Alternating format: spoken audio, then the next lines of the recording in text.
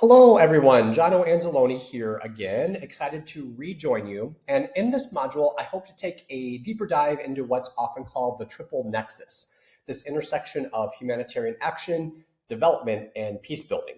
This framework that you're learning about really forces us to think about things beyond short-term emergencies in response and into the messy, overlapping systems where most disasters actually unfold. So in theory, the lines between these sectors are often clear for me. Humanitarians save lives, development experts build futures, and peace builders prevent conflict.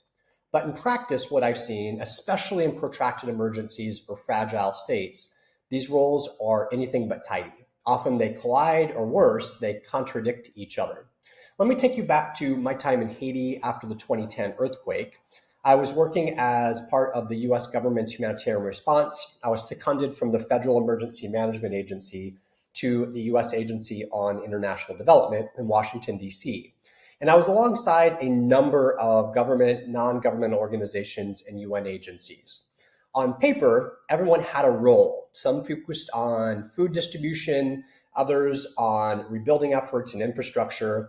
But here's the thing that I certainly noticed. We were responding in a country that had deep political instability, chronic underdevelopment, a long history of colonization, and a long history of foreign intervention.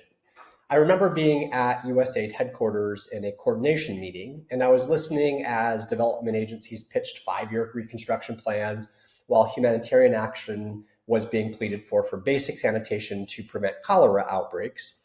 And then in the same room, a number of UN interests that discussed security patrols that were being necessarily implemented in at-risk areas.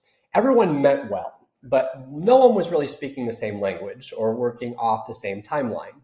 It became very unclear for me that unless we recognized the overlapping mandates and built real bridges between sectors, we would continue to stumble over each other. This is often the case in the triple nexus conundrum.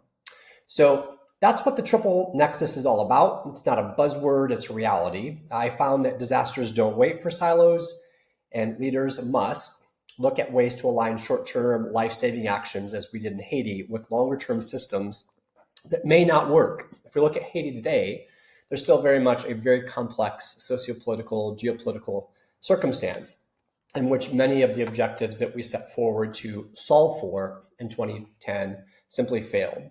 So bigger questions that I often ask: how do we respect humanitarian principles while engaging in the political and power structures that are in place?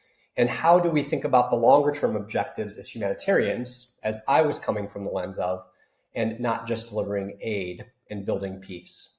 So this week, I invite you to embrace this messiness, look at your role through the lens of the triple nexus, and step back from the distinct lens that you may provide for a particular operation, and asking the questions on where tensions exist, where do mandates overlap, or conflicts that may necessarily need to be discussed openly. It's not enough to manage complexity, as I found. We need to actually lead through it.